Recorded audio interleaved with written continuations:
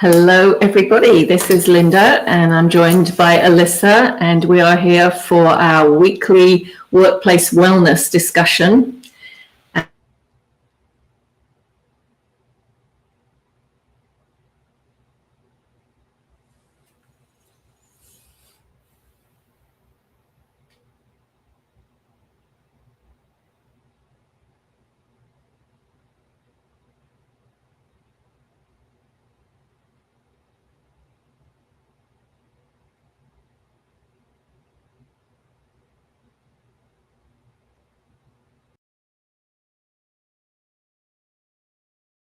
Just have to deal with whatever's issues. Okay,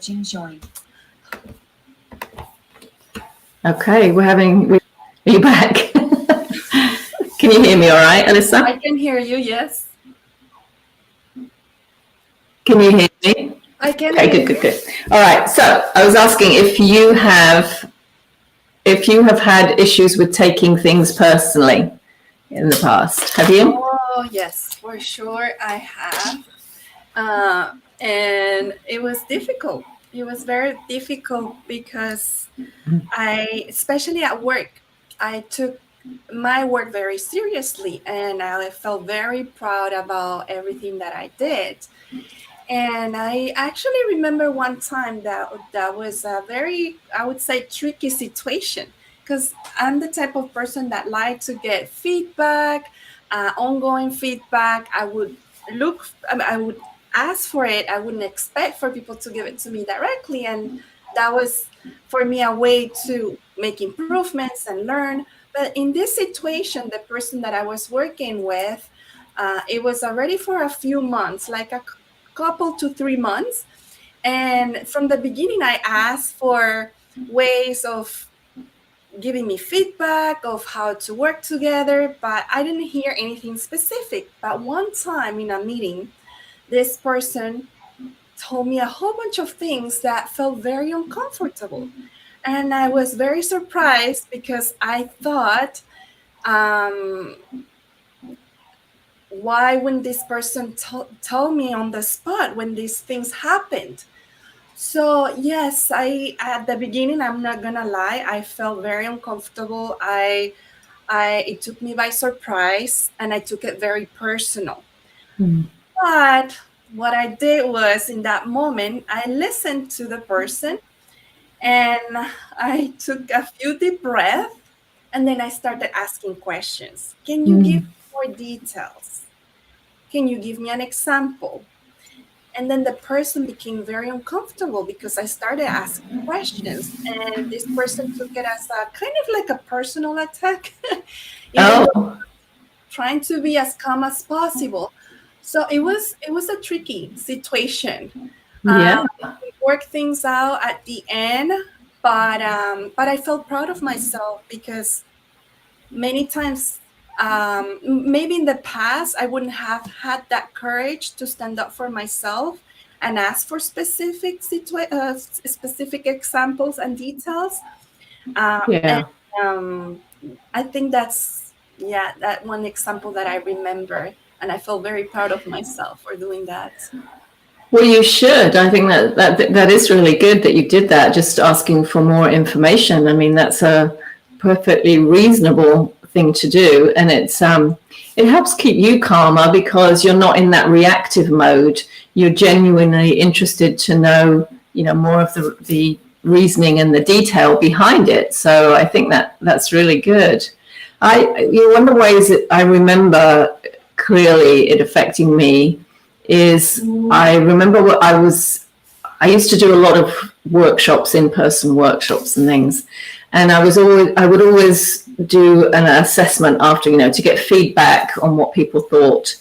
And I can remember one time I did a workshop, and I had about 30 people in the room, and I gave them my little questionnaire to give me feedback. And 29 of the 30, I mean, they were just rave reviews, they were glowing reports, everything. One of them, and the only thing she said was, I think it would have been better if you'd also included this, which was, really helpful feedback. But my brain would not let that go. It was like I obsessed on that comment, even though, I ignored all the 29 that were great, and I could not stop thinking about that one. And I know that had happened to me several times. And then I saw, it's actually Wayne Dyer was giving a presentation. He talked about how he'd done a weekend retreat, weekend workshop thing. And he said afterwards he was opening his mail, and he opened a letter that said, that was the best thing, I had the best time, it really helped me, and he's feeling all good, He said, and then I opened the next letter and it said, well, that was a colossal waste of money, I wish I hadn't come.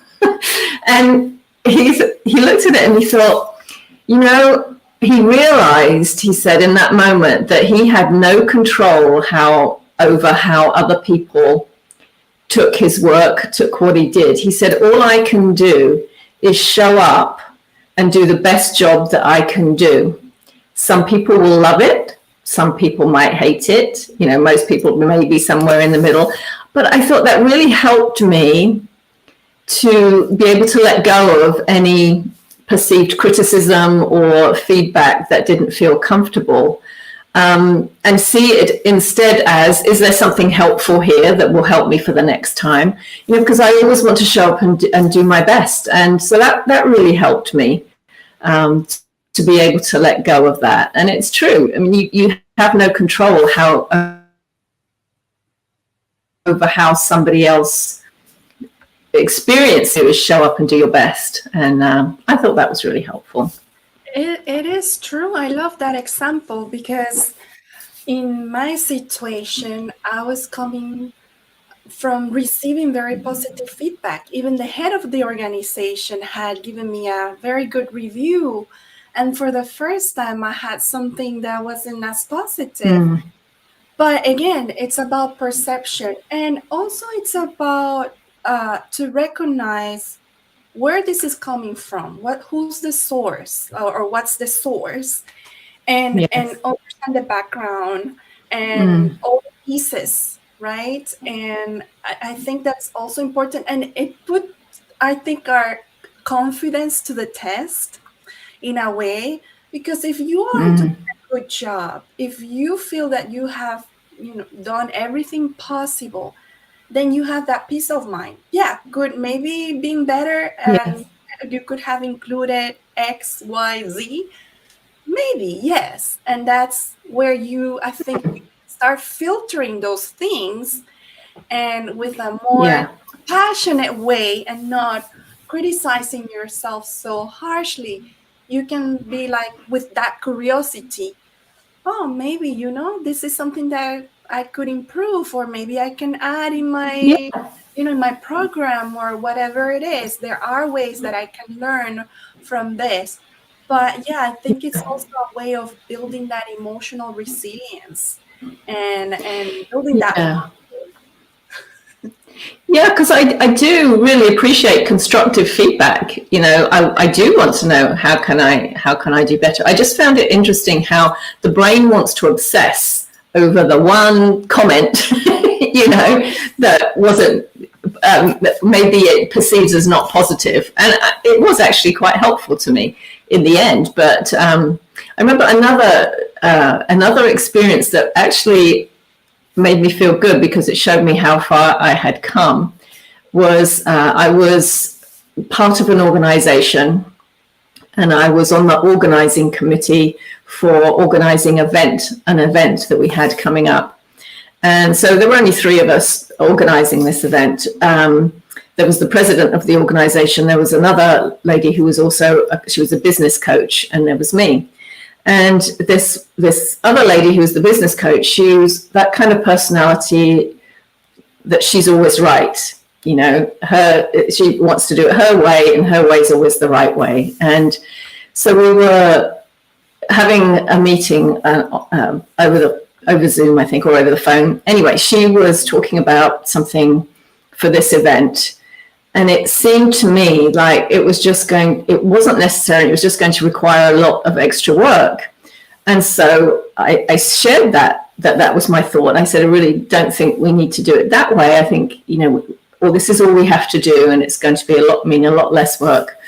And then she didn't like that, so she kept saying, no, this is how we have to do it. But I was, and very often, if someone's really attached to their opinion, I might not put the effort into trying to change their mind. But, you know, this I knew was going to require a lot of extra work for everybody and wasn't really necessary. So I stuck with it, and I was being very positive about it. I wasn't being rude. And then she said to me, well, I'm feeling very bullied by you right now. And first of all, that took me back because I've never been accused of being a bully before. But I realized, and I said to her, I know that as a coach, you will understand that whatever is being triggered in you right now, the fact that you're feeling bullied by me actually has nothing to do with me. And it's all about whatever's coming up for you. And so she really didn't say any more after that. But I was proud of myself, because in the past, if somebody had said that to me, that probably would have affected me for days, weeks, months, possibly. You know, I would have thought, oh no, you know, I've made somebody feel bad. But I realized it really wasn't about me. And it was just, she always liked to be right. And there's a quote, I'm going to read it because it's one of the quotes that's helped me so much. It's by Don Miguel Ruiz, the author of The Four Agreements. Mm-hmm. And you've probably seen this, but it says, don't take anything personally. Nothing others do is because of you. What others say and do is a projection of their own reality, their own dream. When you are immune to the opinions and actions of others, you won't be the victim of needless suffering. And I think that's one of the four agreements. Don't take it personal. Yeah, and it's so true. And I've had situations since then where somebody in front of me has been, and you know, as a highly sensitive person, as an empath, when somebody has a lot of negative emotion, it is very possible for us to take that on. In fact, sometimes other people rely on the fact that we can do that, because then they'll feel a bit better. We feel worse because we've taken it on. Yes. And so one of the things I've learned to do is that when that's happening with somebody and they have this toxic energy perhaps, and they're trying to project it onto me, is to be an observer and just to notice that and recognize this actually has nothing to do with me and I don't need to take it on. It's such an empowering way to be, and to recognize that, you don't have to take all of that on. You don't have to take things personally. And I think you'd said before, it's a way we give our power away when we do that, Totally. So, yeah. Yes, it's true. It's an important lesson to learn, I think. Definitely. And it's a muscle, again. It's a muscle that you have to strengthen and become more assertive, having that self-confidence. And that example where you were an observant and you were not pushing the coach, that was triggering her, because in a way she wanted you to be at the same level. And I think that kind of happened in my situation too. She wanted me to accept everything and not question. Yeah. And when I started doing that, she didn't expect that reaction from him. And that's what created that friction.